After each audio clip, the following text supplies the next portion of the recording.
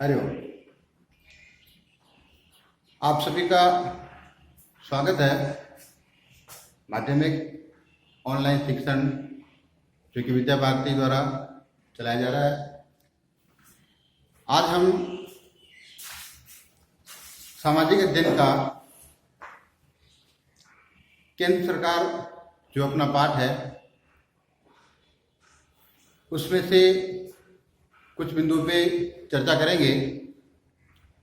ये पाठ आसाम माध्यमिक शिक्षा बोर्ड के हिसाब से 8 अंक का है और अपने पाठ्यक्रम के हिसाब से सबसे इम्पोर्टेंट है। इसमें से एक प्रश्न बड़ा आता है और एक प्रश्न 2 अंक का आता है।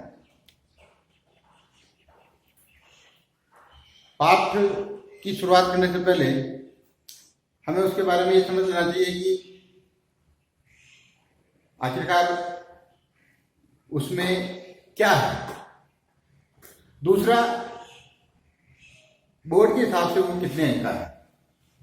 तो इसमें से 2 प्रश्न आमतौर पे बैठते हैं, एक 6 अंक का और एक 2 अंक का, यानी कि एक निबंधात्मक प्रश्न आता है और एक लघुत्तरात्मक प्रश्न आता है। बात करें अगर सरकार की, तो सबसे पहले प्रश्न अपने दिमाग में उठता है, सरकार होती क्या है। तो सरकार एक ऐसी संस्था है जो राज्य या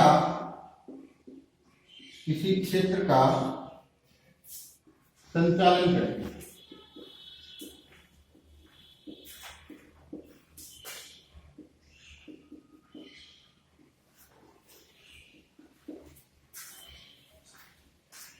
सबसे पहले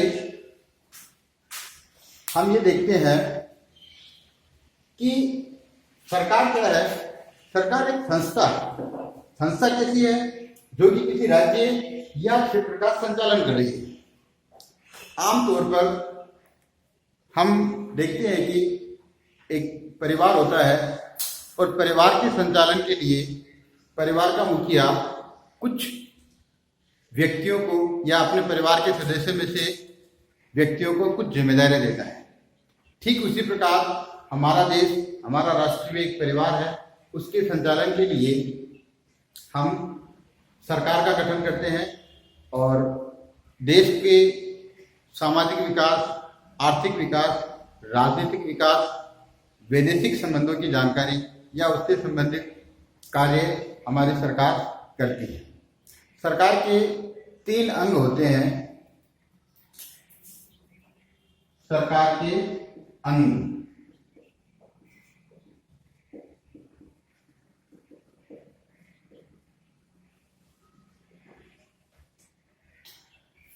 सरकार के 3 अंग होते हैं। सबसे पहला व्यवस्थापिका, दूसरा कार्यपालिका और तीसरा न्यायपालिका।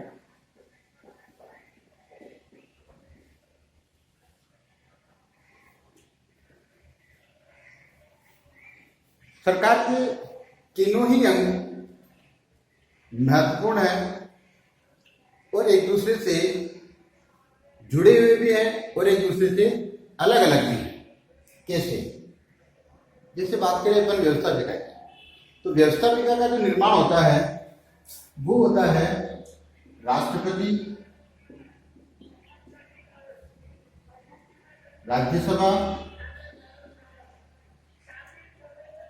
और विधानसभा।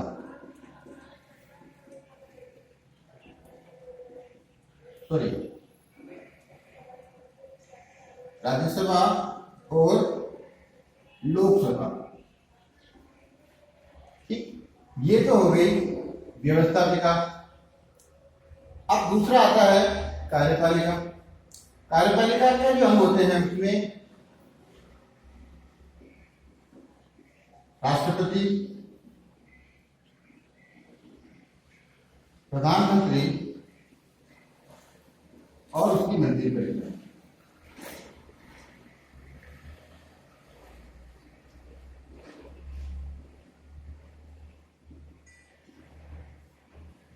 और न्यायपालिका में उच्चतम न्यायालय।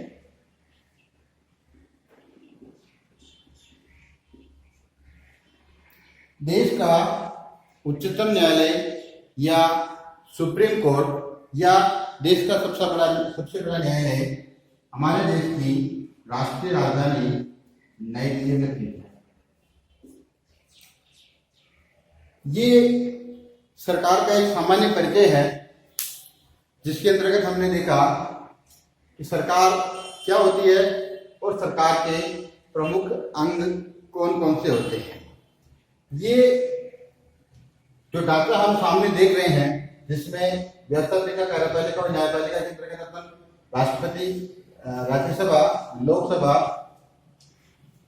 कार्यपालिका में राष्ट्रपति, प्रधानमंत्री और उसकी मंत्रिपरिषद और न्यायपालिका में उच्चतम न्यायालय, ये हम केंद्र सरकार के बारे में अध्ययन कर रहे हैं। अगर हम राज्य सरकार का अध्ययन करते तो यहाँ पर राष्ट्रपति की जगह राज्यपाल,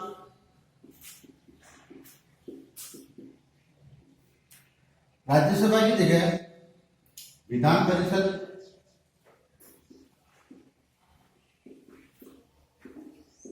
और लोकसभा की जगह विधानसभा। ठीक इसी प्रकार राष्ट्रपति की जगह राज्यपाल,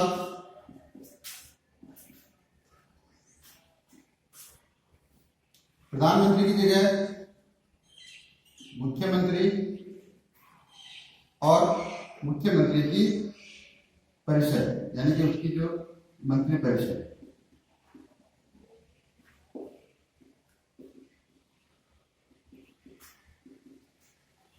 और यहां उच्चतम न्यायालय है, यहां हम उच्च न्यायालय को पढ़ते हैं। और उच्च न्यायालय किसी भी राज्य के अंदर एक होता है या किन्हीं दो राज्यों का एक से अधिक हो सकता है। ये सरकार का एक सामान्य परिचय हमने देखा है।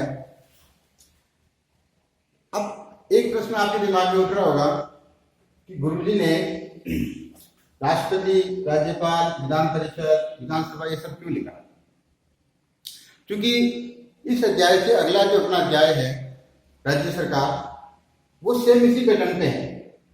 उसमें भी सरकार पढ़ेंगे, लेकिन उसमें किसी राज्य की सरकार के बारे में पढ़ेंगे। उसमें भी सरकार के 3 अंग होंगे, वहां पे भी व्यवस्थापिका, कार्यपालिका और न्यायपालिका होगी। एक तरह से हम दोनों ही पाठों को एक साथ अध्ययन कर सकते हैं। इससे अपनी जो सुविधा है ये है कि हम किसी एक पाठ को पढ़ के, क्योंकि 8 नंबर का ये पाठ और 6 नंबर का वो पाठ है, और शायद लगभग दोनों पाठ मिला के 15 नंबर के होते हैं, तो वो 7 नंबर का है। तो अपन 8 नंबर की तैयारी करके 15 नंबर अपने तैयार कर रहे हैं। तो ये जो जानकारी सामान्य से अपन ने इसके बारे में देखी है। इससे संबंधित अगर आप लोगों को कोई भी डाउट है, किसी भी प्रकार की समस्या है, तो आप कमेंट कर सकते हैं, आप लिख सकते हैं, ताकि आपकी समस्याओं का समाधान हम तय समय पे और आसानी से कर सकें।